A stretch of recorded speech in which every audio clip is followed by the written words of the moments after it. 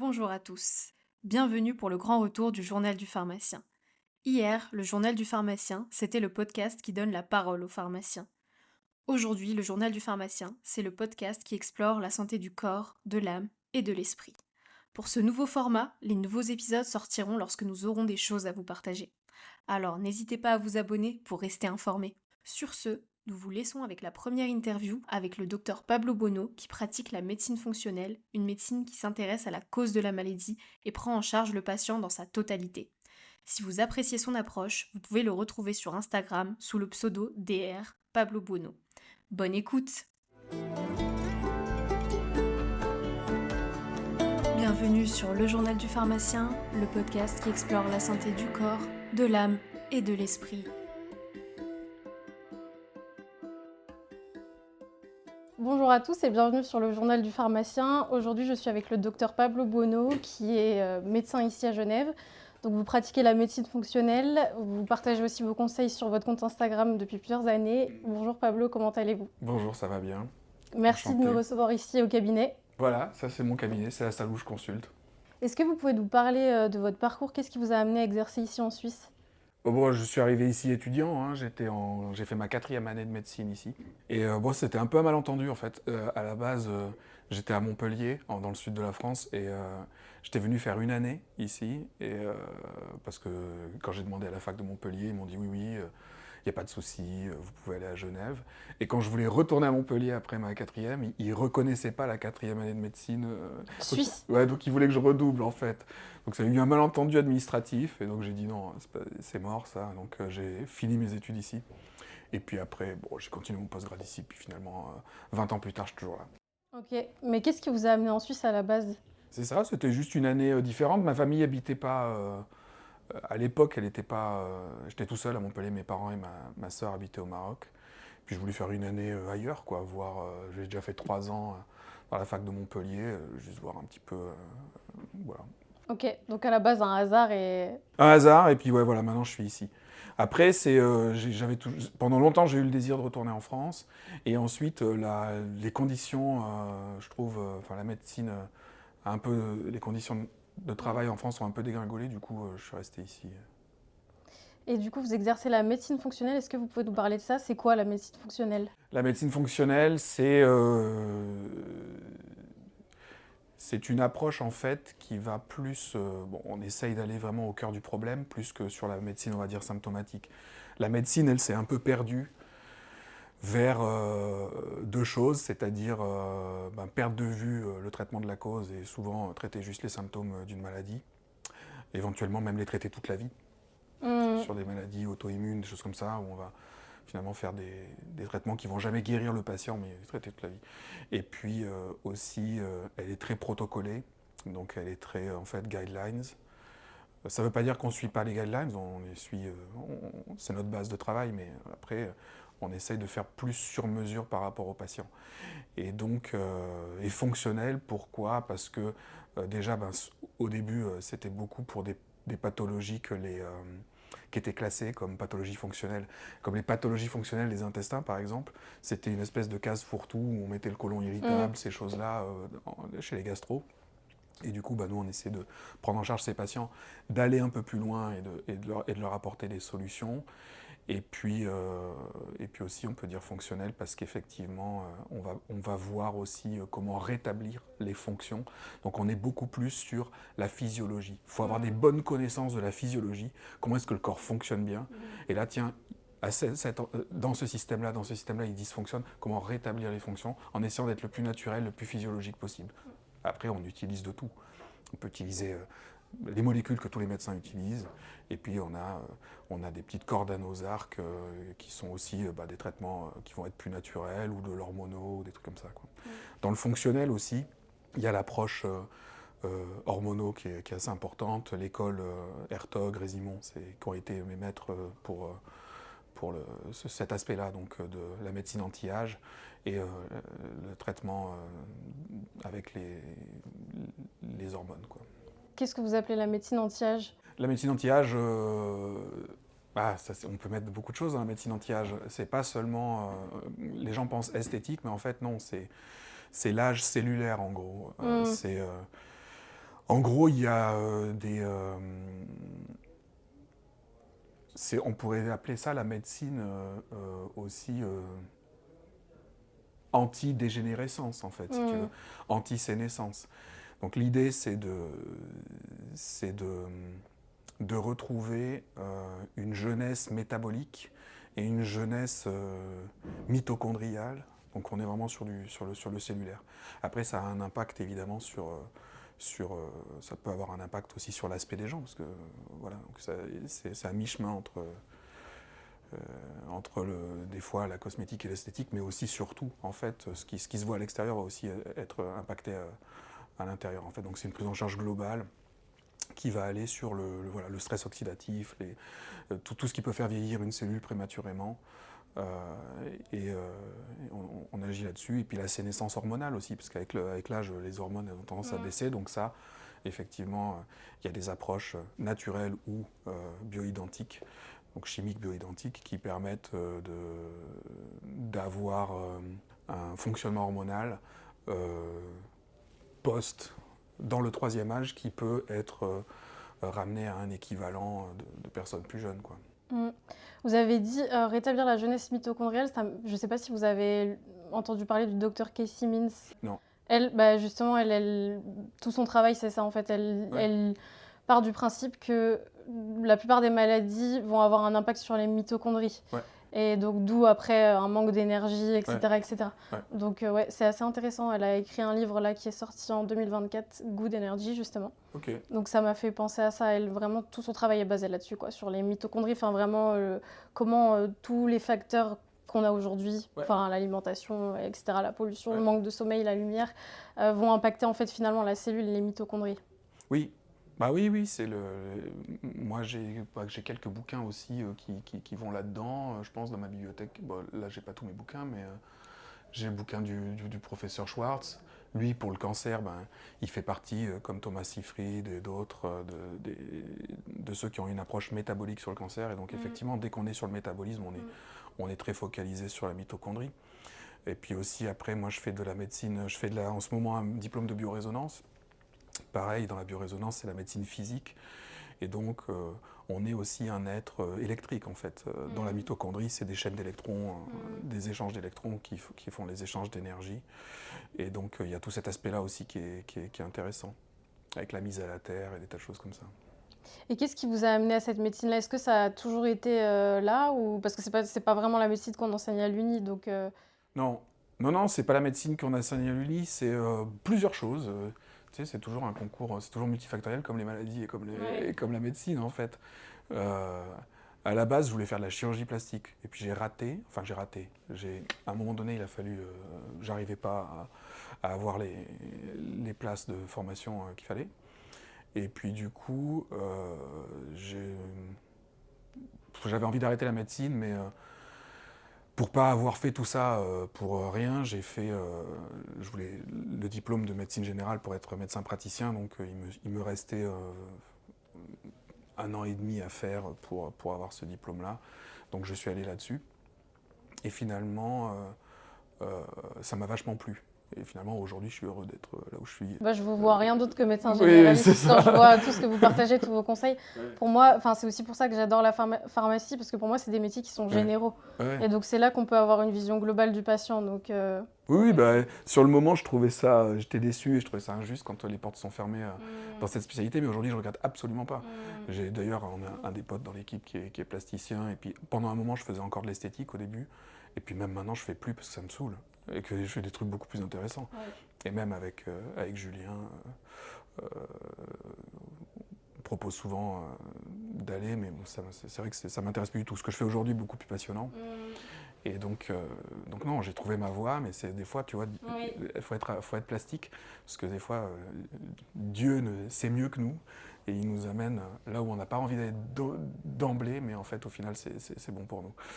Donc ouais, il y avait ça, et puis aussi le fait que moi, j'ai eu une maladie dans ma famille, mon père, ma sœur et moi, on a une maladie inflammatoire des intestins. Et donc ça, quand j'étais encore justement dans ma formation de chirurgie à l'époque, j'ai fait ma première poussée de rectocolite ulcéro-hémorragique. Et du coup, à ce moment-là, comme je connaissais le parcours de mon père qui avait été compliqué, difficile et tout, j'avais pas envie de faire le même. Et donc je me suis dit, je vais pas aller vers les guidelines. Je vais clairement voir comment, avec l'alimentation et le style de vie, je peux régler ça.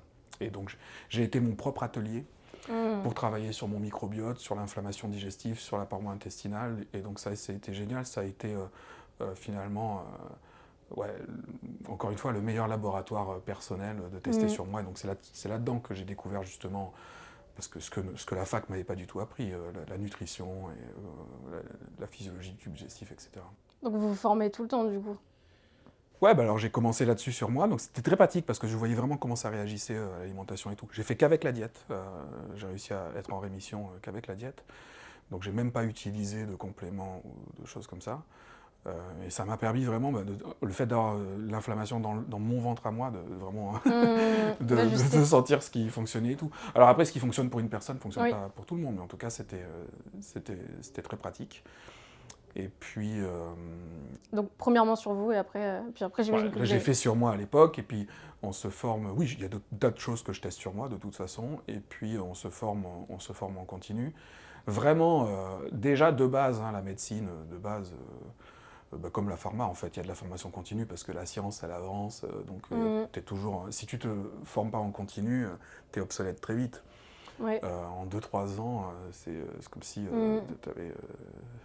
t'es complètement obsolète. Donc voilà, et puis là en plus c'est un domaine effectivement, la médecine fonctionnelle où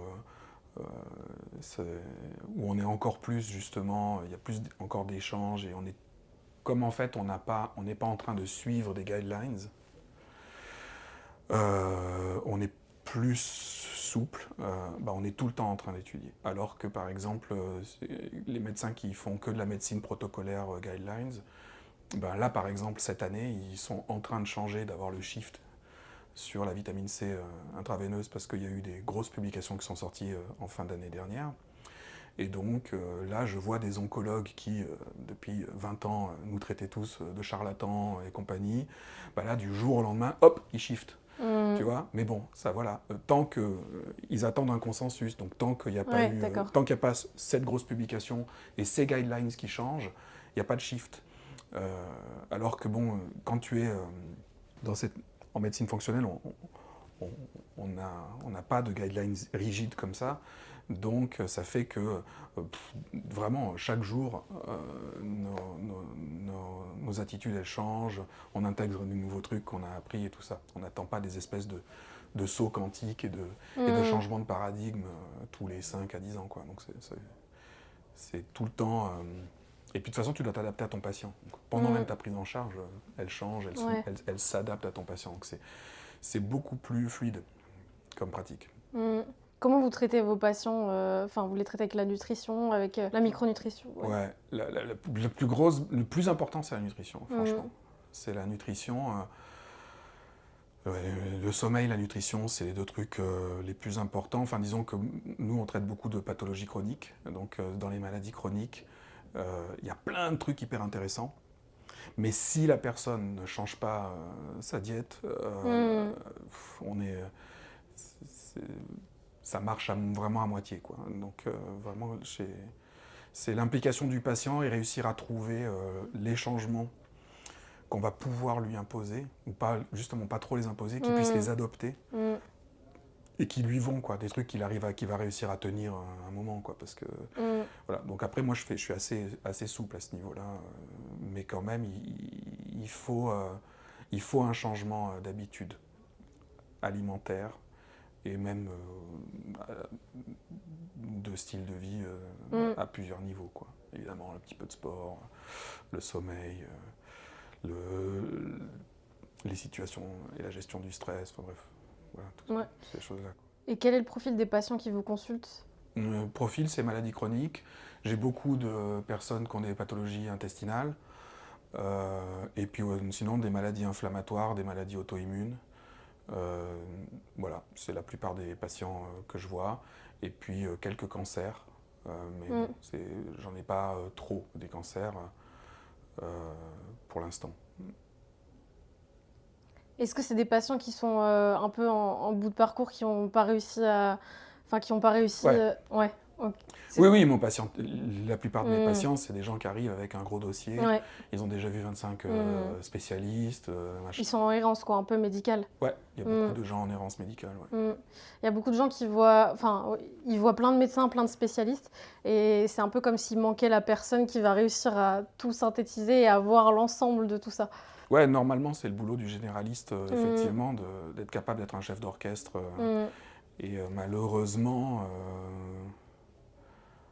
bah, je disais tout à l'heure, tu vois, même pour les prises en charge, même si on utilise des approches, des choses, des molécules, de la phyto et tout ça, quand même, l'énorme base, c'est la nutrition. mm, Et la plupart des médecins ne connaissent pas la nutrition. mm, Donc en fait voilà, ils, ils vont avoir le traitement qu'a mis en place le rhumatologue avec un immunosuppresseur ou une immunoglobuline et tout ça. Et en dehors de ça, bon, ben, qu'est-ce qu'on fait? mm. Pas plus que ça, tu vois. Sachant que l'alimentation, c'est un énorme facteur pour l'inflammation, donc ouais. Exact. Mm, Donc étant donné qu'ils n'adressent pas ce problème-là, effectivement, bon, ben, il n'y a pas...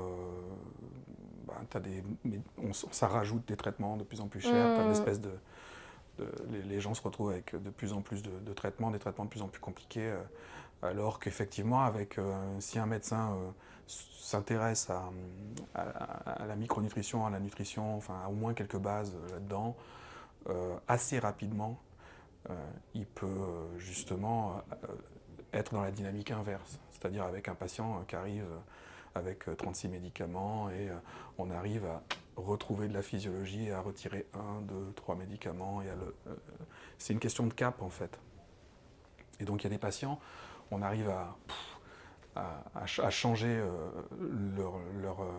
leur parcours, mais vraiment extrêmement rapidement. mm. Et il y a des patients, ça va beaucoup plus lentement. Mais ce que je leur dis tout le temps, c'est si on change le cap d'1 degré, tu vois, ne serait-ce que ça, bah, et qu'on continue dans cette direction, finalement, au bout d'un moment, on ira dans la bonne direction. Alors que, voilà, donc c'est vraiment juste changer de cap, et il y a quelques petits trucs, ouais. En tout cas, si on ne prend pas la personne dans son milieu naturel, on va dire, et dans son environnement, et dans ce qu'elle vit et ce qu'elle reçoit dans son corps, effectivement, on peut être que dans ce cap de on nie la base, et donc on essaye avec des traitements d'aller contre la nature quelque part. Ouais, oui, oui, contre le dérèglement qui est en cours. Ouais, voilà. Mm, Typiquement, tout ce qui va immunosupprimer et tout ça, tu vois, mm, c'est qu'on a cette explication de ah tiens votre système vous avez une maladie auto-immune, ça veut dire que c'est votre système immunitaire qui s'attaque à votre corps et on va devoir le supprimer pour qu'il arrête de vous attaquer. Euh, faut pas s'arrêter là parce que sinon effectivement tu règles pas le problème de base et donc en fait tu vas avoir des traitements. Alors c'est convenable pour l'industrie pharmaceutique parce qu'en fait le problème reste, il restera à vie et en fait il va nécessiter tous les traitements que tu vas utiliser vont au bout d'un moment s'épuiser puisque la cause n'est pas traitée et donc du coup on va passer à des traitements de plus en plus chers, etc. Donc c'est... Mais c'est pas parce qu'on essaie de calmer le symptôme que le signal d'alarme il s'arrête. Enfin, c'est un peu comme si ça s'accumule au final. Ça s'accumule et donc Mm, c'est pour ça que tu vois d'ailleurs les guidelines mm, de médecine classique, ils sont... c'est ça, c'est c'est des étages en fait. Ah, mm, tiens, le patient il est dans cette zone et puis après bon, sa maladie elle continue d'évoluer. Bah, oui, parce qu'on n'a pas traité la cause, on passe dans cette zone, mm, cet étage de traitement, encore un autre et tout ça quoi. mm. Et selon vous, quel est le rôle du médecin? J'en sais rien. Le rôle du médecin, en tout cas moi je considère que mon rôle euh, c'est d'accompagner les patients. C'est un rôle, en tout cas, c'est presque du coaching. C'est de la pédagogie. Tout ce que j'ai appris me permet de comprendre, donc j'essaye de comprendre avec la personne. Mais on ne peut pas, dans cette médecine-là, il faut que le patient soit impliqué. Si le patient ne comprend rien à sa pathologie, il ne comprend rien à ce que tu lui expliques il veut que il veut pas se faire chier, il veut qu'on lui dise quoi prendre. Et Mm, voilà, moi, je ne veux pas me prendre la tête, voilà. À ce moment-là, c'est justement la médecine allopathique classique qui est faite pour lui. Parce que finalement, c'est ce que font les 3 quarts des gens. Ils vont chez leur médecin, ils n'ont pas compris leur pathologie, on leur file une ordonnance, on leur dit maintenant il faut prendre ça, ils prennent ça, et puis voilà. Et donc, voilà. En médecine fonctionnelle, tu peux pas faire ça. Faut que la personne... donc nous, on passe beaucoup de temps à expliquer comment fonctionne justement l'inflammation, comment les choses sont interconnectées. Donc il faut que la personne elle, s'implique un peu pour comprendre et pour savoir ce qu'on est en train de faire. Et si elle est comme ça, alors là, on a des super résultats. C'est intéressant ce que vous dites parce que nous, à la pharmacie, on envoie souvent des patients qui savent pas ce qu'ils prennent et que, si on creuse un peu, ils savent pas pourquoi. Ouais. Et déjà, je me demande déjà comment on peut avoir de l'observance thérapeutique quand on sait pas pourquoi on fait les choses. Parce que c'est quand même contraignant de prendre un médicament. Donc après, ils nous disent qu'ils les prennent, mais là aussi... moi je le vois tout le temps. Tous les médecins, comme nous, les pharmaciens, t'as des gens, ils prennent un truc depuis 15 ans, ils savent toujours pas ce que c'est. Mais c'est assez surprenant quand même. Moi, je trouve ça spécial de se dire qu'on met quelque chose dans sa bouche, dans son corps, et même moi, en tant que pharmacienne, on me prescrit un médicament, je relis toute la notice, quoi. Je comprends. Je sais pas si c'est un indicateur de la considération que les gens ont pour eux-mêmes finalement, parce que oui, il faut pas s'étonner en fait. Si on a là, on est sur des gens qui effectivement sont complètement hors de leur corps en fait, complètement hors de leur corps. Leurs pensées, ils ne s'intéressent finalement jamais à leur santé, puisqu'ils sont capables de prendre un traitement et même pas après 15 ans savoir ce qui est écrit sur la boîte, même le nom du médicament, alors qu'ils prennent depuis 15 ans, ce qui est fou. Donc là, il y a une inattention, quelqu'un qui est vraiment complètement... Donc là, la première étape pour cette personne, ça va être d'essayer quand même d'un minimum s'intéresser à elle-même. Si tu t'intéresses pas du tout à l'état de ta maison, comment elle est rangée par exemple, ça va vite être le bordel. Si vraiment si tu fais un déni, comme les gens qui ont des syndromes, des maladies psychiatriques, tu vois, ils font un déni de la propreté chez eux, rapidement ça va devenir sale. C'est la même chose, quoi. Mais l'autre souci aussi, je pense, c'est qu'on a fait croire aux gens que c'était compliqué. On a fait croire aux gens que c'était compliqué, on a dit aux gens c'est moi le médecin, faites ce que je vous dis, et donc on les a infantilisés. Et effectivement, et du coup,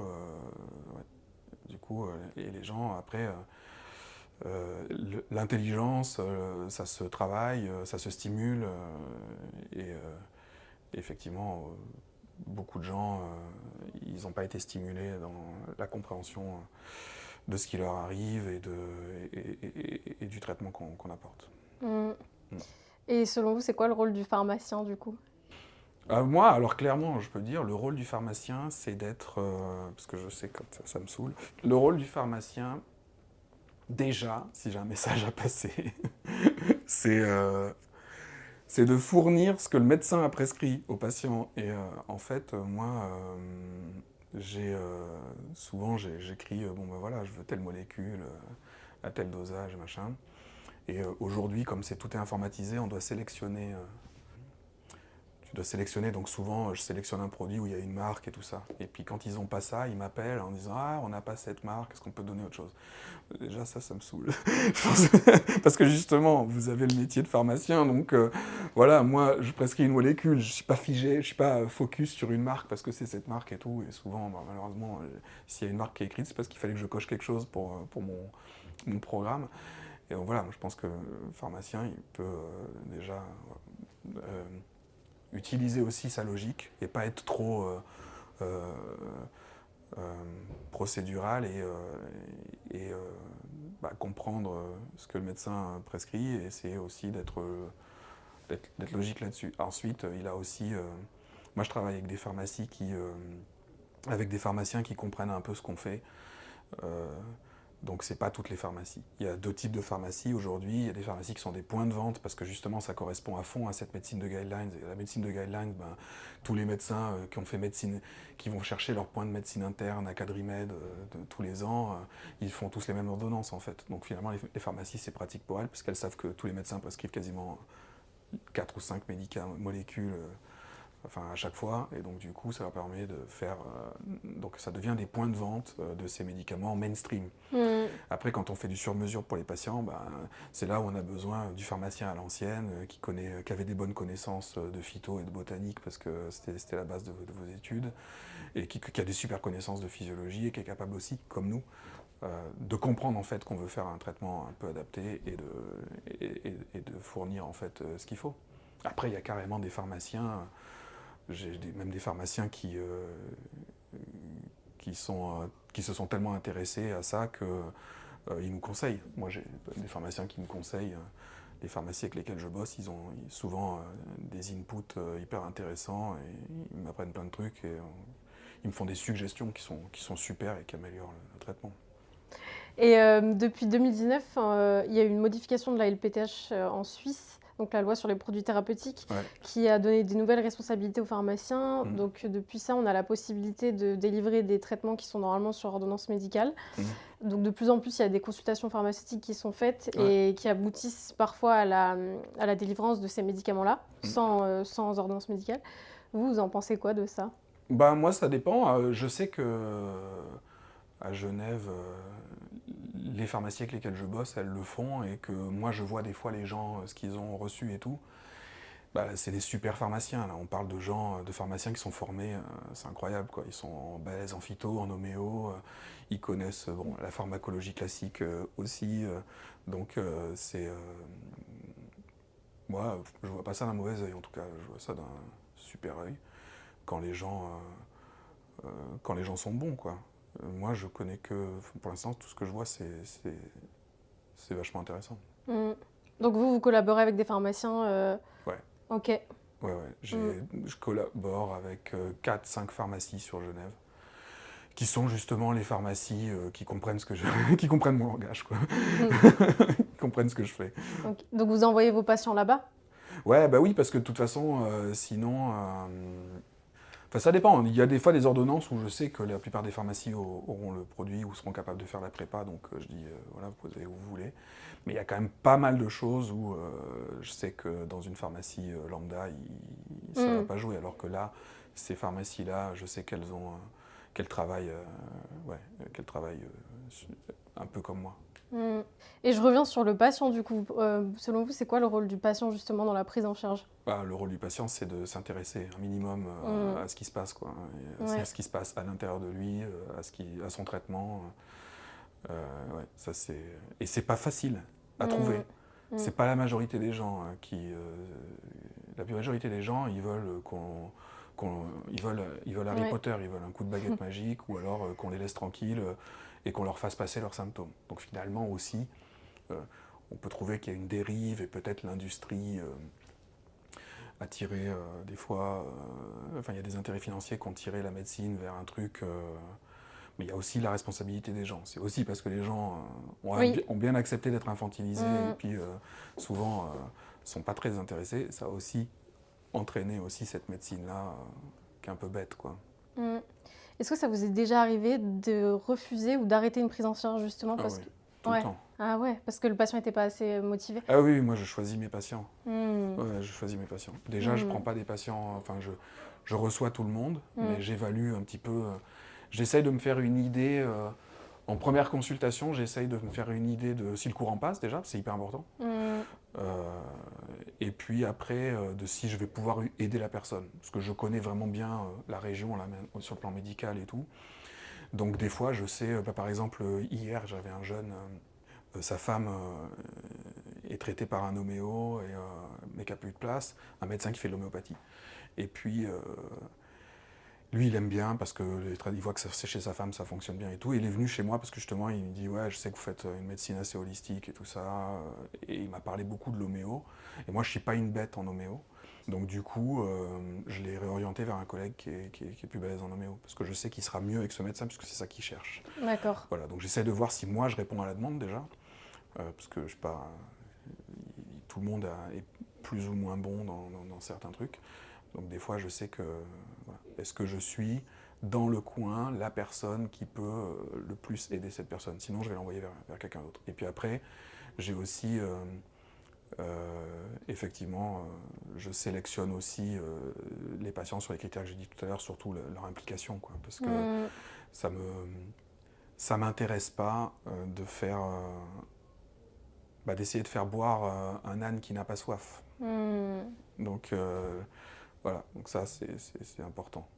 Donc ouais, des fois ouais, je continue pas avec des gens parce que je vois que ça joue pas, quoi. Je veux du résultat, c'est quand même aussi intéressant. Et puis bon, j'ai beaucoup de demandes, donc c'est dommage. C'est dommage de pas que des personnes qui de toute façon vont pas faire d'efforts et donc on va pas avoir de résultats prennent la place de personnes qui pourraient être motivées. Et voilà. D'accord. Donc on va parler un petit peu aussi de spiritualité parce que je sais que vous partagez aussi beaucoup sur ces sujets-là sur votre compte Instagram. Mais d'abord, c'est quoi pour vous la définition justement de la santé? C'est quoi pour vous être en bonne santé? Être en bonne santé, c'est une bonne question. Je pense être en bonne santé, c'est être bien, tout simplement. Donc c'est être bien dans son corps et dans sa tête, tout simplement. C'est ça, être en bonne santé. D'accord. Donc dans sa tête, la spiritualité peut jouer un rôle, effectivement, parce que voilà, c'est pour la majorité de l'humanité, l'immense majorité de l'humanité, quelque chose d'essentiel. Les vrais matérialistes athées sont relativement rares dans le monde. Donc, et qui s'épanouissent, je veux dire, dans ce... Juste voilà, sans avoir aucune perspective spirituelle, c'est assez rare finalement. Et justement, pour vous, c'est quoi la spiritualité et c'est quoi son rôle dans la santé? La spiritualité, c'est l'esprit, tout simplement, parce que ça, c'est de là que ça vient. Donc c'est la santé de l'esprit, tu vois. Donc on a, je pense, on a corps, âme et esprit. Et il y en a qui font les distinctions des trois, il y en a qui font que les deux, qui mêlent l'âme et l'esprit, mais en tout cas les deux, voilà, ils ont besoin de leur santé. Et, la spiritualité, c'est ce qui va alimenter l'esprit. Donc, ouais. Et ça peut avoir un retentissement sur le corps. Je le vois très souvent. Et aussi dans l'autre sens, il n'y a pas que... ça marche aussi dans l'autre sens. On le voit beaucoup d'ailleurs quand on fait de la médecine du microbiote, du fonctionnement du tube digestif. Le jeûne, par exemple, le fait d'être à jeun et de jeûner, et ça c'était décrit depuis que l'humanité existe, effectivement, ouvre quand même vachement sur le plan spirituel. Donc il y a une action aussi. On peut juste, partant du ventre et de l'alimentation, aller vers une spiritualité. Puis dans l'autre sens aussi, je veux dire, s'il y a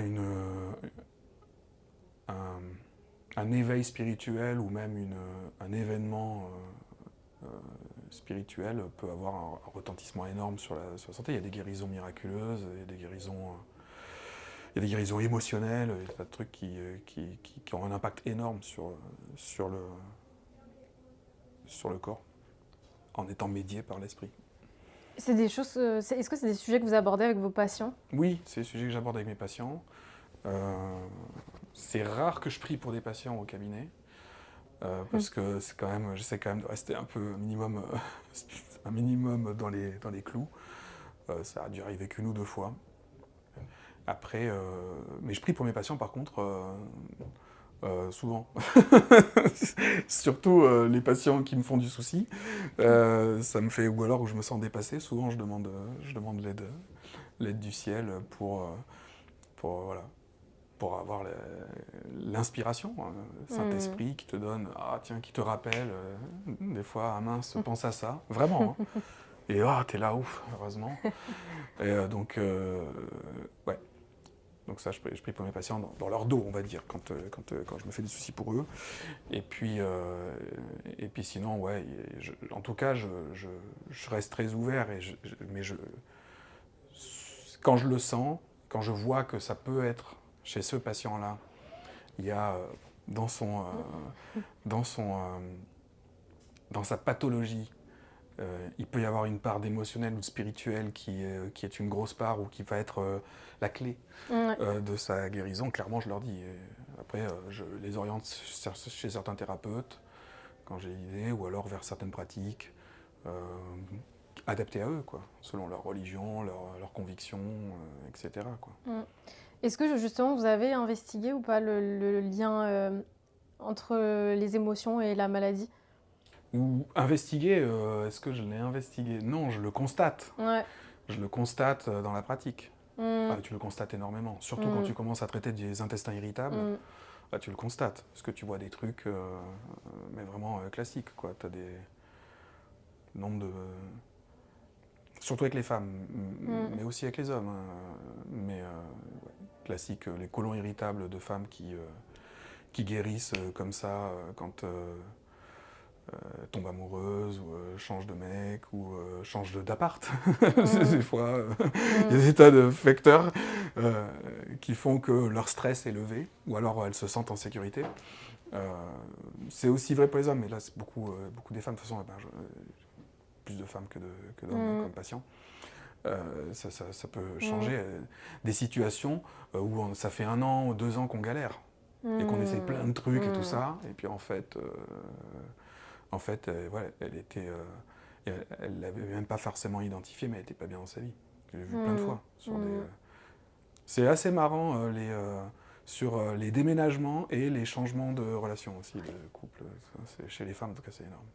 Moi, il y a un livre que j'ai lu là-dessus qui m'a... Enfin, ça a transformé ma vision des choses. C'est le livre de Philippe Dransart, justement. Ouais. C'est 7 questions vers la guérison, je crois. Justement, lui, il a passé sa vie à démêler un peu le lien entre les émotions et les maladies. Et du coup, moi, j'ai un petit peu essayé ces techniques au comptoir. Et c'est arrivé plusieurs fois que les patients... Enfin, oui, c'était des femmes en plus dans ces cas-là, mais qu'elles fondent en larmes, quoi. On sent qu'on a touché un truc. Oui. On pose des questions et en fait, on pose la bonne question et là... Ouais. Donc déjà, rien... Enfin, ouais, parce que parfois aussi, je trouve qu'en tant que soignant, on se sent impuissant. Enfin, parfois, on se sent impuissant, on a l'impression qu'on ne peut pas aider. Et en fait, parfois, juste l'écoute, c'est une aide énorme. Mais oui, moi, j'ai eu plusieurs fois des personnes, justement, où j'ai été dépassé, où franchement, j'avais aucune idée. Donc, ça m'est arrivé de dire, bon, bah, écoutez, je sais pas, mais de continuer à discuter avec la personne. Et en fait, on arrive à un endroit où justement elle se met à pleurer.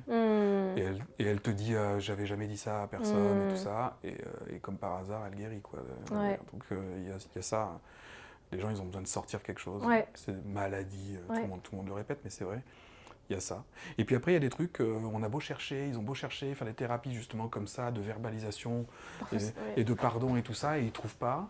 Et tu fais un massage abdominal, et on trouve un endroit, et c'est le fascia qui parle, et la personne se met à pleurer, elle ne sait pas pourquoi, et le trauma est sorti, et elle guérit aussi. Donc ça, c'est assez fascinant aussi. Moi, je ne fais pas ces massages-là, mais quand je repère à la palpation abdominale, une personne, des fois tu le vois, je fais la palpation abdominale que tous les médecins font. Hein. Mais des fois, en faisant la palpation abdominale, tu vois un ventre qui se rentre, une personne qui est un peu comme ça, tu repères que tiens, il y a peut-être, ou alors carrément même, juste en palpant le ventre, il y a des larmes, presque des larmes aux yeux et tout. Et là, tu te dis, bon, il y a quelque chose. Et donc ça, quand je vois ça, j'envoie chez des collègues qui pratiquent justement, qui font ces traitements, ces fasciathérapies abdominales. Et là, tu peux sortir des trucs que les gens n'arrivent même pas à verbaliser, dont ils ne se souviennent même pas. Le trauma, il peut être dans le souvenir conscient, mais il peut être dans un truc complètement qui est passé complètement inaperçu. Et donc du coup, même avec toutes les thérapies, on va dire psychanalytiques presque que tu vas faire, tu ne le retrouves pas. Et par contre, dans la fasciathérapie, ça va sortir. Intéressant. Mais parfois, savoir aussi d'où ça vient, ça guérit pas toujours. Non. Le fait de savoir, c'est pas... Enfin, très souvent, c'est déjà une aide, mais... Très souvent. Parfois, ça suffit pas. Très souvent. Ça m'est même arrivé de voir des gens guérir juste en évoquant l'époque où leurs symptômes sont revenus. C'est ce qu'il fait. Sans arriver. Philippe Dransart, c'est ça qu'il fait. Il essaie de remonter à l'origine. Quand est-ce que c'est arrivé la première fois? Et la personne, elle te parle, mais vous étiez dans quel contexte? Tout ça. Et, et ça les aide énormément. Mais alors qu'on n'a pas forcément trouvé un truc, ah oui, tu vois, on imagine toujours s'est fait violer, Oui, non, mais oui, alors ou que parfois tabasser c'est... et tout, et pas du Ouais, tout, et ils te ouais. parlent de leur vie à cette époque, non, ça Mm. se passait bien, tout ça, rien de particulier, mais ils donnent des détails, ils se replongent un peu dans cette période. Ça leur oblige de faire un travail, de retourner dans le passé pour se rappeler un peu, ah ouais, j'étais où à cette époque-là, j'habitais là, je faisais tel sport, machin, tout ça. Et que, bizarrement, ça nettoie des trucs, Ouais. même sans qu'il y ait un gros trauma crapuleux. Oui, parfois c'est juste une phrase que quelqu'un a dite, un Ouais. parent qui a dit une phrase, un truc insignifiant, mais qui est resté, C'est ça. Ouais. qui est resté gravé. Ouais. Et vous avez parlé du jeûne, du coup. Ouais, le jeûne, c'est important. Hein. Est-ce que vous pouvez nous en parler un petit peu plus? Quels sont les bénéfices du jeûne et comment on peut le pratiquer quand on n'a jamais... comment on peut s'introduire dans cette voie-là? Petit à petit. Il faut... Parce qu'en fait, le corps, donc le jeûne, c'est un des deux modes, c'est un des modes en tout cas de fonctionnement de tout l'organisme qui fait partie de nos modes de base. Puisqu'en fait, nos ancêtres lointains n'étaient pas dans l'abondance qu'on a aujourd'hui. Donc ils passaient même une bonne partie de leur temps à chercher de la nourriture, et quand ils en avaient, ils étaient contents, et la plupart du temps, ils se retrouvaient dans cet état de jeûne. Donc c'était un peu même le mode... Finalement, ce mode-là était privilégié, et c'était le mode de fonctionnement idéal, base, en ouais. fait, et de base, en fait, alors qu'aujourd'hui, le jeûne est exceptionnel dans nos vies. Et donc il y a énormément de pathologies qui viennent de ça, et puis donc effectivement, le processus qu'on appelle l'autophagie, qui est donc le nettoyage cellulaire, hein, c'est comme ça que les cellules se nettoient, on sort les poubelles, on nettoie vraiment comme tu nettoies chez toi, ne se déroule que quand on jeûne. Donc dans notre monde où on mange tous les jours, plusieurs fois par jour, on est tout le temps alimenté, on ne fait jamais le ménage en fait. Donc on a tous un espèce de syndrome de Diogène cellulaire et alimentaire, et qui est terrible, et donc en fait donc c'est vraiment essentiel. Donc, mais je déconseille aux gens justement qui veulent aller dans le jeûne de tout de suite se dire, si vous n'avez jamais jeûné de votre vie, d'aller vous faire un jeûne d'une semaine, ça va, parce que vous allez le vivre hyper mal. Parce que le corps, c'est comme tout, c'est comme quand tu n'as pas fait de sport pendant 1 an ou 2, et que tu reprends le sport, mais ta première séance, mais tu as l'impression que tu vas mourir, tu vois, parce que ton corps est déconditionné, il doit remettre en place, se réhabituer à refaire ça. Et pour le jeûne, c'est la même chose. Donc plus tu jeûnes, plus c'est facile de jeûner, en fait. Donc faut y aller, faut pas être agressif avec soi-même, faut y aller tranquille. Donc on peut faire du jeûne qu'ils appellent intermittent, mais qui est plutôt le jeûne séquentiel en vrai en termes de définition. Donc sauter un repas par jour, par exemple, voilà, pour habituer son corps. Après, on peut s'amuser à faire un jeûne de 24 heures, tout ça, et voilà. Et finalement, apprendre à son corps à être dans cet état. Aussi, nous, à maîtriser la faim, et tu vois, s'habituer. Et donc, il faut y aller progressif et le pratiquer assez régulièrement. Se prêter au jeu, s'intéresser au sujet, encore une fois.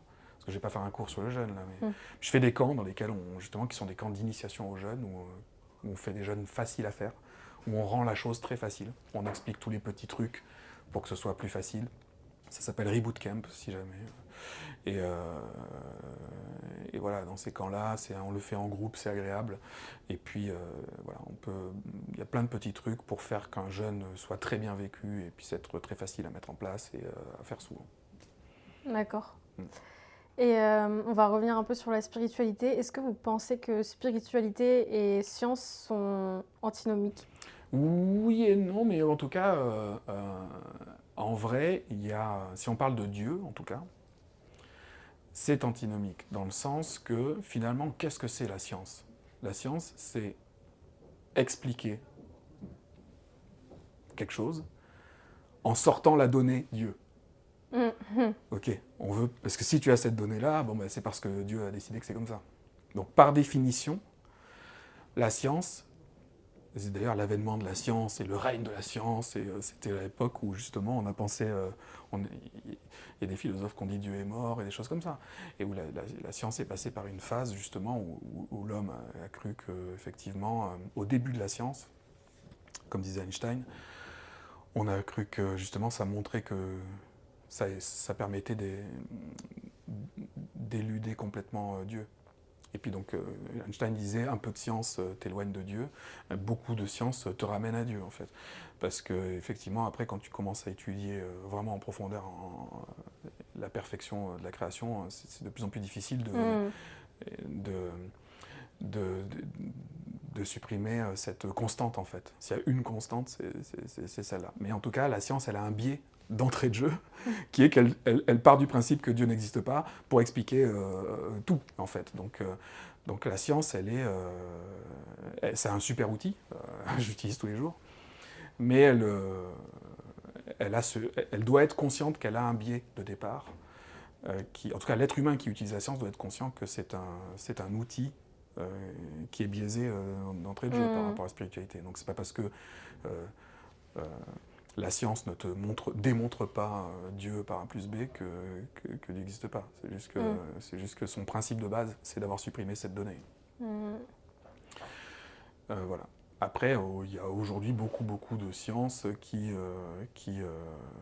sont intéressantes. Tu vois, là, il y a une image de la Vierge Marie, là. Et j'étais à Lourdes l'année dernière. Et à Lourdes, chaque année, il y a des miracles.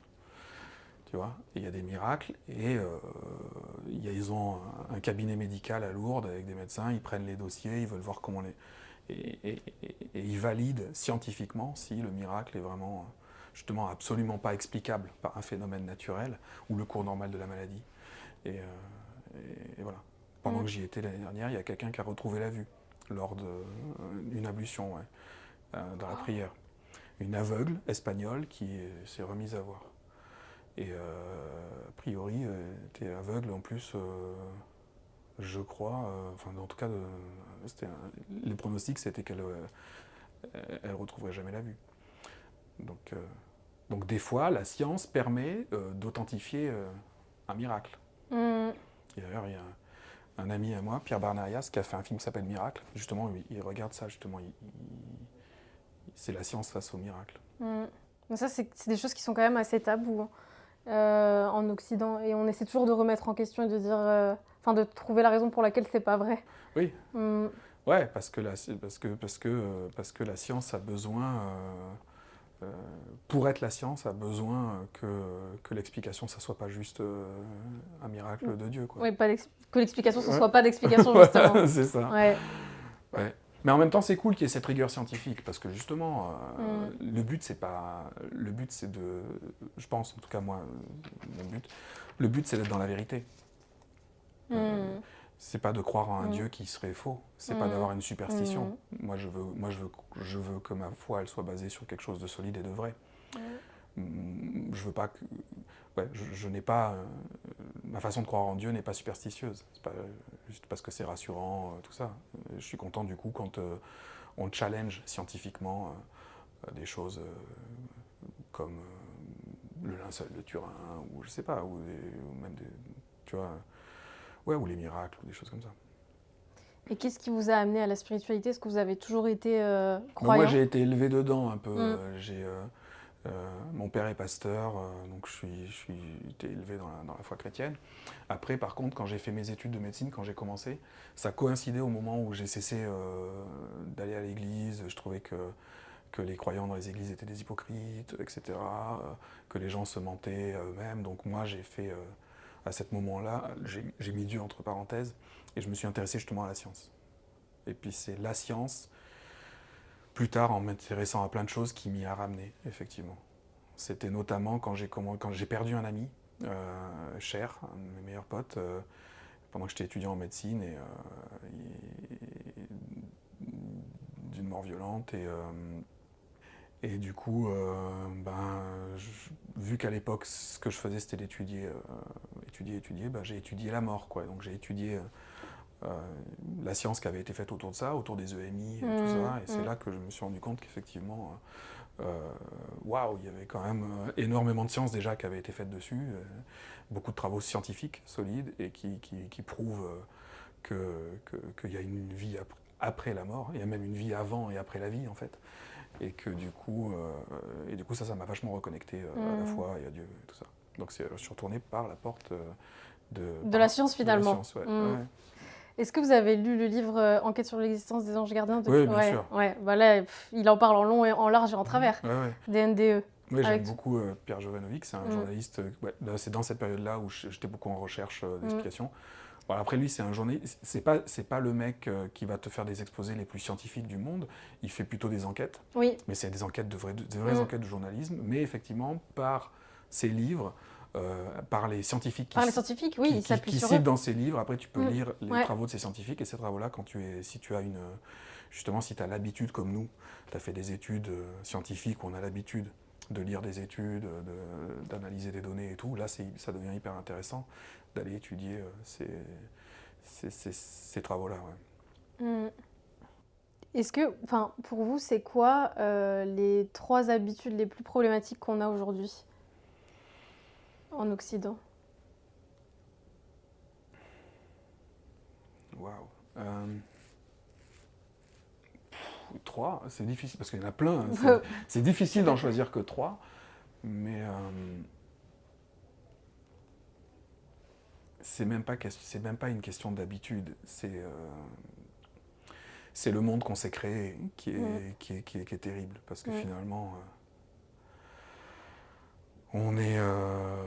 quand tu vas dans la nature, c'est pour ça que tu te sens bien d'un coup et recalibré. J'ai fait ça à la fin de l'été, là, je suis allé chez des amis dans les Cévennes. Ils vivent vraiment dans un coin où t'as même pas de réception pour ton portable et tout. C'est la nature, quoi. C'est au milieu de la nature et je suis allé justement faire une retraite pour être loin de toute la technologie et de la société. Et tu sais, il y a tous les bruits du monde, la politique, le climat, machin et tout. Et puis là, je me suis retrouvé dans la nature. Ça m'a fait un bien fou. J'y étais allé pour prier et pour me dire, je vais méditer, prier, lire la Bible et tout ça. Et en fait, j'ai même pas fait tellement ça. Et c'est juste il y avait 0 bruit, pollution sonore. Et donc vraiment juste être au milieu de la nature, avec les animaux, les arbres, les plantes, le soleil qui se lève, qui se couche et tout ça. Ça m'a calibré, mais j'étais en paix. Je pense que mes pulsations ont dû diminuer, ma tension aussi, déjà rien que là-dessus. Et en fait, je ressentais vraiment, mais c'est ça la vérité. Le monde, en fait, c'est ça. Et en fait, le monde, il va très bien. Le monde tel que Dieu l'a fait, il est en équilibre, il va très bien, il se suffit à lui-même, il est en harmonie. Voilà, nous, on a construit un truc. Là, regarde, on n'est pas dans le monde que Dieu a créé. Ouais. Là, on est dans Matrix. Ouais. Tout ce qui est autour de nous, il n'y a rien qui est naturel. Rien. Là, tu sors dehors, regarde tout. Il y a un immeuble et tout. Donc, on a créé un environnement pour lequel on n'est pas fait, en vrai. Mais qui est une prison dorée, parce qu'il est confortable. Il est plus confortable que la nature. Mais il n'est vraiment pas physiologique. Donc déjà, une des premières habitudes, c'est d'être complètement déconnecté de la nature. Et de ne pas passer assez de temps dehors. Ça, c'est une catastrophe. Et de ne pas passer assez de temps dans la nature, mais aussi parce qu'on a une société aliénante. On passe beaucoup de temps à bosser.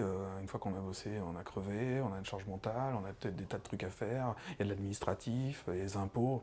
Cette société est une prison, en vrai, quelque part. Donc, en tout cas, une des habitudes, c'est de peut-être rien que de vivre dans cette société, déjà. C'est la première des mauvaises habitudes. En tout cas, j'encourage tout le monde à sortir davantage dehors et à essayer de passer le maximum de temps que vous pouvez dans la nature.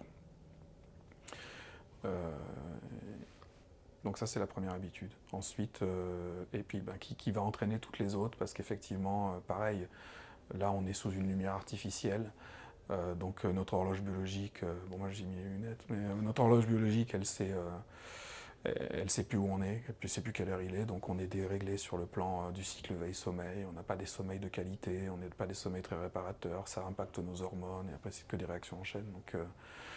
Donc voilà, l'autre mauvaise habitude, c'est évidemment les lumières artificielles, les écrans, qui foutent en l'air notre horloge biologique. Puis la troisième,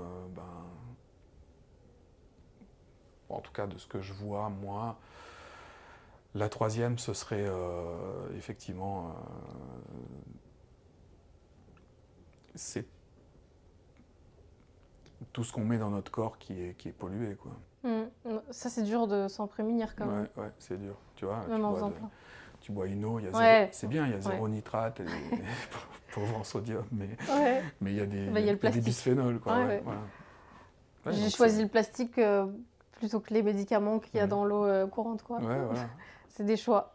Ouais, mais c'est vrai, c'est compliqué, hein, enfin, si on tout est poison finalement, aujourd'hui. On est tous dans les habitudes que cette société la société industrielle a développé en fait, euh, surtout quand les industriels ont pris de la place et ont commencé à proposer finalement qu'il y ait les supermarchés et que du coup la plupart des choses qu'on retrouve dedans sont faites par des industriels. Leur problématique n'est pas la même que le petit producteur, tout ça. Donc eux fonctionnent. Quand tu prends un aliment industriel, il n'a pas été fait par des cuisiniers, il a été fait par des neurobiologistes qui ont Mmh. étudié Mmh. tous les aspects de cet aliment pour qu'il te rende addict. Donc en fait, Mmh. en fait et pareil, les algorithmes qui font fonctionner ces téléphones sont faits pour, et les Ouais. applications qui sont dessus c'est fait pour te rendre addict.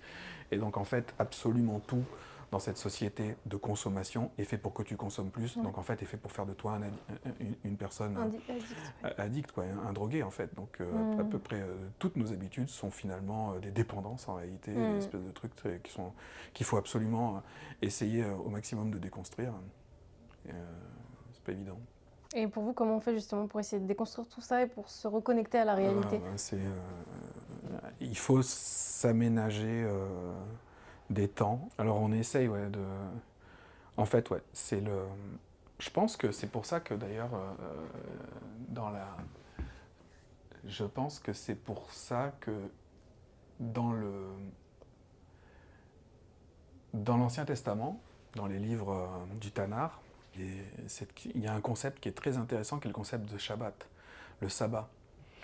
Euh, Même dans le récit de la Genèse où Dieu crée le monde, même Dieu se repose à un moment donné. Et donc d'avoir ce temps pour soi et ce qui est important, c'est-à-dire toi, ta famille et Dieu. Donc cette très bonne habitude qu'ils ont, les Juifs, toutes les semaines, ils ont un temps où ils ont cette parenthèse et tout ça.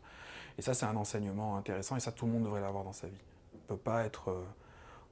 on est malheureusement dans la société dans laquelle on est tous des rats qui courent dans la roue là, mais il faut avoir une pause où on s'arrête. Il y a un verset aussi de la Torah et de la Bible qui dit « Arrêtez et sachez que je suis Dieu, je domine sur toute la terre ». Et donc, s'arrêter et savoir que Dieu est Dieu, c'est comme je te disais, c'est quand tu vas dans la nature et que tu te rends compte que, ah oui, en fait, tous ces problèmes, en fait, ils n'existent pas. Tous ces problèmes, c'est la matrice, mais en vrai, non, ça va. Les écureuils continuent de manger les glands, il y a les fleurs, il y a les feuilles qui tombent, enfin bref, la nature, elle suit son cours et c'est là, la vérité, elle est là. Et donc, ouais, on a besoin de ces pauses de déconnexion. Et je pense que, ouais, donc tout le monde doit avoir faire dans sa vie son petit Shabbat à lui. Si tu arrives à le faire toutes les semaines, c'est bien, mais sinon, tu peux faire moins souvent des trucs plus longs que 24 heures, mais genre une fois par mois ou des choses comme ça. Mais s'aménager vraiment les moments où le corps il va récupérer et aussi des moments de jeûne pour qu'il puisse se détoxiquer. Mais des jeûnes de tout en fait. Oui. Des jeûnes du téléphone, des jeûnes des écrans, des jeûnes du boulot, des jeûnes de la bouffe évidemment, des jeûnes des gens. Voilà. Et il y a peut-être aussi une histoire de regard qu'on porte sur les choses. Peut-être changer de regard. Ouais, ben le spirituel aide énormément en fait. Quand tu prends le spirituel, surtout quand tu développes bien ta spiritualité, et ça, ce dont je parlais tout à l'heure avec les documentaires, les livres, tout ça sur justement sur la vie après la mort et toutes ces choses-là, qui t'expliquent ce que Jésus appelle le royaume de Dieu. Et du coup, tu commences à te plonger là-dedans, tu peux avoir un peu, tu sais que ça existe, que c'est l'endroit principal, c'est là-bas. C'est ce royaume-là, c'est pas celui-là. Ça, c'est une expérience passagère qui dure pas très longtemps. On a l'impression que ça dure longtemps, mais ça dure pas très longtemps. Donc on est dans cette expérience, et donc après, tu arrives à aborder la vie depuis le haut. De te dire que là, tu vois, on est dans le film de notre vie et de l'humanité, tu vois. Chacun en joue notre rôle. Mais ouais, d'avoir cette vision un peu extérieure. Donc ça permet d'avoir du recul sur la vie et surtout ce qu'on fait, et de faire moins d'erreurs. Et en fait, de moins vivre justement comme cette personne dans la matrice qui ne répond qu'à des stimulus, en fait, et qui est complètement droguée, en fait, qui est maintenue en vie aussi par des impulses, comme dans Matrix. Mm. Du coup, on arrive à la fin de cette Ouais. interview. Une dernière question pour vous, c'est quoi justement l'avenir du médecin, du pharmacien et du patient? Alors, l'avenir du médecin, c'est la médecine fonctionnelle, la micronutrition, enfin c'est la médecine, c'est ce retour à la médecine en fait, parce qu'elle était comme ça avant. On a juste été, la médecine des protocoles et des guidelines, elle a commencé à arriver à la fin des années 80, elle a pris son essor dans les années 90-2000, et je pense qu'elle arrive gentiment, elle va gentiment arriver à son terme. Donc l'avenir pour le médecin, c'est la médecine individualisée à son patient, voilà. Donc, c'est ça l'avenir. Et puis pour le pharmacien, je peux moins répondre à la question que vous, parce que ce n'est pas mon métier, mais je pense qu'il va dans ce sens aussi. Et pour le patient, c'est de sortir justement de cette période, justement, de cette médecine infantilisante. Aujourd'hui, ils ont accès à l'information. Et donc je pense que c'est génial, ils ont accès hyper vite. Maintenant, ils ont ChatGPT qui leur explique plein de trucs et tout ça. Mais de ne pas trop utiliser ChatGPT pour que vous puissiez comprendre ce qui vous arrive, ce que vous avez, tout ça, et que ça vous apporte de la compréhension, mais quand même, mais pas juste pour se reposer sur ChatGPT et qu'il fasse tout à votre place. Mais je pense qu'avec les outils modernes, les gens vont être à même d'être, s'ils sont motivés, d'être beaucoup plus acteurs de leur santé. Et du coup, nous, ça va être intéressant, ça va nous forcer à rester à jour de nos connaissances, etc. Parce qu'on va avoir des patients de plus en plus challenging, voilà, qui challengent nos connaissances. Moi, j'ai beaucoup de patients qui sont très contents, ils me disent « Ah, enfin !» Parce que des tas de patients, quand ils disent à leur médecin qu'ils ont lu un truc sur Internet, ils se font engueuler. Donc, moi, je dis « Non, alors, ça fait de voir, c'est intéressant, vous avez vu quoi, qu'est-ce que vous faites ?» Et donc voilà, ça va s'horizontaliser vachement. Tu sais, avant, il y avait le médecin, voilà, tu vois, une espèce de hiérarchie, et je pense que c'est en train de se démocratiser, de s'horizontaliser, la relation médecin-malade, pharmacien, et c'est une très bonne chose. Il faut juste être... si c'est que des gens qui sont passionnés, on aura toujours du boulot. On ne sera pas forcément remplacé par les machines. Donc voilà, c'est comme ça que je vois l'avenir. D'accord. Bah, merci beaucoup. Merci à vous. Donc on peut vous retrouver sur votre compte Instagram, c'est Dr Pablo Bueno, et sur le podcast aussi Symbiose. Alors c'est pas écrit docteur, c'est DR, c'est les diminutions diminutifs de docteur. DR Pablo Bueno. Et puis ouais, Symbiose, le libre podcast qu'on a fait avec Loïc Ternisien, qui est un naturopathe intéressant. Donc c'est cool d'avoir cette dynamique justement, vision médecine naturo. Donc c'est un podcast que j'espère qu'on pourra relancer, parce que pour l'instant, on a un petit manque de moyens pour le produire, donc faut que je trouve une solution. Mais effectivement, les premières émissions, j'ai eu des super retours, les gens trouvent super, donc j'espère qu'on continuera. Pour 2025, je présente mes excuses aux gens qui attendent les nouvelles émissions. Là, on a été un peu en stand-by depuis le mois de décembre. J'espère qu'on pourra reprendre rapido. Vous recevez des patients dans ce podcast qui posent des questions? Ouais, on a des patients qui viennent sur... alors, c'est pour ça que ça s'appelle le libre podcast. Moi, j'avais l'idée de faire une libre antenne, mais j'aimerais bien d'ailleurs, je lance un appel si quelqu'un veut faire une libre antenne avec moi. Donc un truc où vraiment les gens pouvaient interagir avec les gens en live. On n'a pas trouvé le moyen de le faire, donc là, c'est les gens qui nous envoient un message avec leurs questions en gros et tout ça. Et puis après... le jour où on fait l'émission, on les appelle et on discute avec eux et on donne un peu des pistes. Donc c'est hyper intéressant. Donc tout le monde peut participer à l'émission, c'est ça qui est cool. Mais j'aurais encore plus kiffé le côté libre antenne à l'ancienne, comme il y avait sur les radios avant. Mais c'est plus compliqué à organiser du live et tout ça. Et pour finir, est-ce que vous avez une inspiration positive à nous partager avant de nous quitter? Mais je sais pas, tout est positif, j'en sais rien, j'ai une inspiration positive. Je pense que ce que j'ai envie de dire aux gens, c'est qu'il faut vous occuper de vous. C'est la phrase que je prononce le plus. Je dis tout le temps aux gens, prenez soin de vous. C'est comme ça que je dis au revoir toujours. Et ça, c'est important. Prenez soin de vous. Et prenez soin de vous, soyez bienveillants, soyez votre propre parent. Ayez un regard sur vous comme vous auriez sur votre enfant. Donc soyez pas trop dur, mais pas non plus trop laxiste, parce que sinon, n'importe quoi. Et soyez pas trop dur avec vous-même, soyez pas un parent tyrannique avec vous-même, et soyez pas non plus un parent laxiste avec vous-même. Prenez soin de vous comme vous prendriez soin de votre enfant. Et faites tout comme si vous vous aimiez. Et comme si Dieu vous aimait.